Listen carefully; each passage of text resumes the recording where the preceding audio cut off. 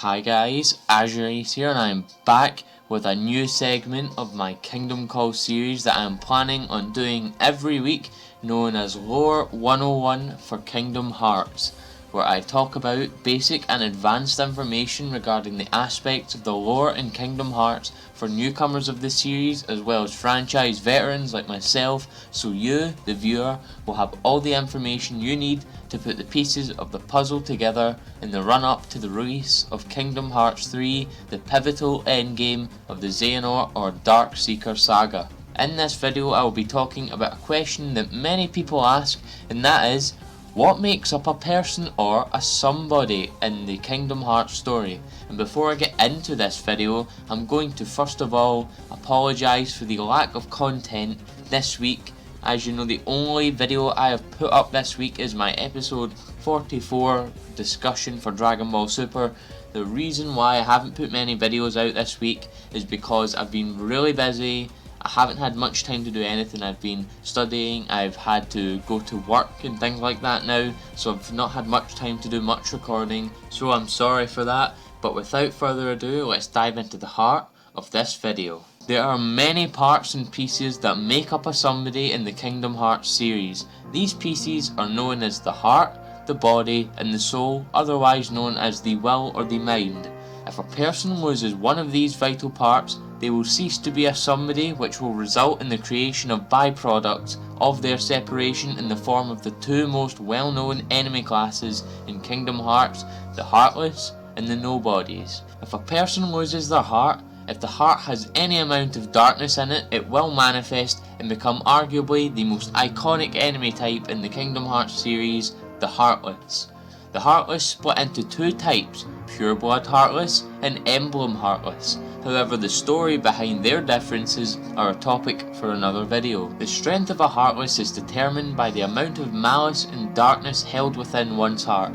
For example, it is stated by series creator and director Tetsuya Nomura in an interview with Famitsu magazine in 2006 with regards to the Organization 13's Heartless.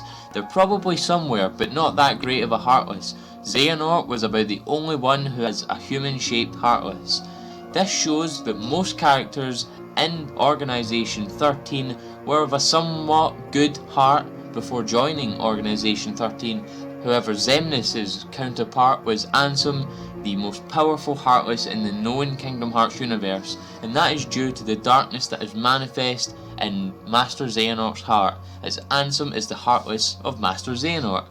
Sora also became a Heartless at one point in the series, and that is when he sacrifices himself in order to return Kairi's heart to her during the events of Hollow Bastion in Kingdom Hearts 1. However, he was returned to normal shortly after. He only turned into a Shadow Heartless, the most common Heartless in the series, further solidifying the fact that the strength of a Heartless is based upon the darkness inside their heart, as Sora was of a very pure heart and Master Xehanort was obsessed with the darkness and finding the key to unlock the Keyblade War. This sacrificing of Sora and his turning into a Heartless gave birth to a being that is the next part of the puzzle that makes up a somebody, and that piece is known as a nobody. A nobody is the result of a person leaving behind their body without a heart but still with its soul intact.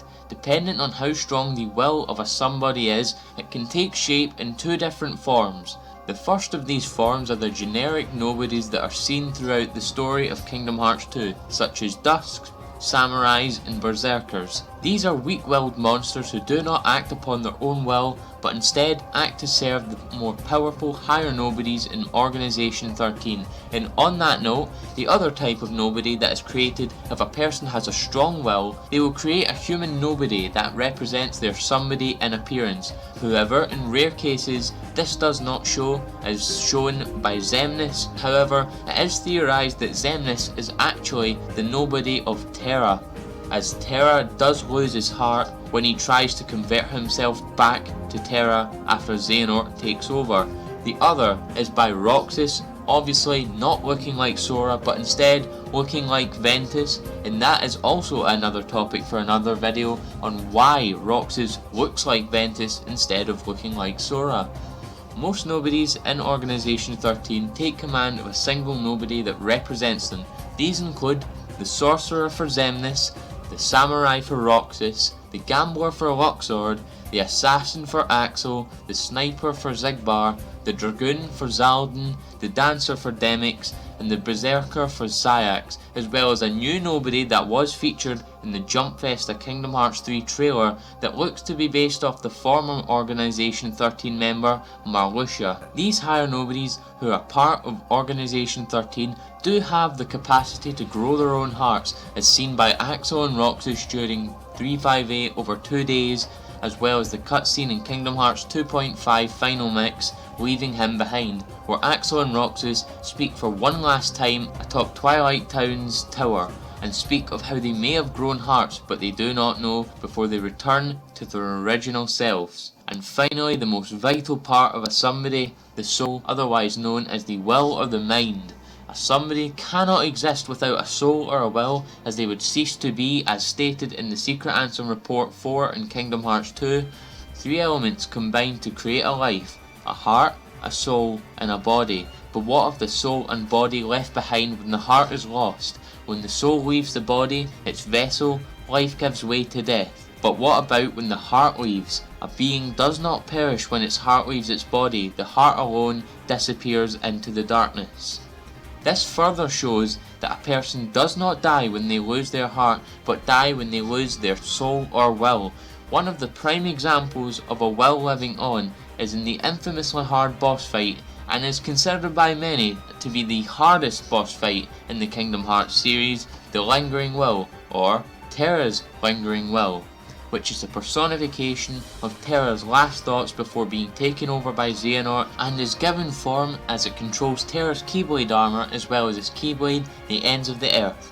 As the Lingering Will is not a being that can feel or possess in the form of emotion or personality, it is not a being that is meant to exist and will likely return to Terra in Kingdom Hearts 3. However, it is shown to harbour a very strong resentment towards Master Xehanort, as it mistakes Sora for Master Xehanort before your first fight with it in Kingdom Hearts 2 Final Mix. However, does feel the connection with Sora as he harbours Ventus's heart within him. It is also likely that the Lingering Will be able to feel the connection with Riku, as Terra made Riku his successor earlier in the Birth by Sleep story by performing the inheritance ceremony on him. These 3 pieces are the vital parts that make up a somebody. If both the nobody and the heartless of a somebody are destroyed, it triggers the recreation of the somebody, as seen by Master Xehanort and stated by Yen Sid in 2 key quotes in Recoded. Correct. Those 2 met their end. However, therein lies exactly our problem. Their destruction now guarantees the original Xehanort's reconstruction. Huh? Xehanort's heart, once seized by his heartless half, is now free, and his body, which had become his nobody, has been vanquished. Both halves will now be returned to the whole. In short, this means Master Xehanort will return. And that concludes my first episode of Kingdom Call Lore 101. I hope you guys enjoyed this episode, and I hope it taught you a little bit behind the lore of Kingdom Hearts and what makes up a somebody, as well as little parts about the heartless, the nobody, and the will of a person. I hope to do these consistently every week to vary my content more so that it isn't all completely Dragon Ball related, but nevertheless, if you guys like this video, please leave a like, comment your thoughts. Did you find this educational video about the parts that make up a somebody in Kingdom Hearts useful? Did you learn anything from it? Please share this amongst your friends and subscribe to join the Azure Army today. Thank you.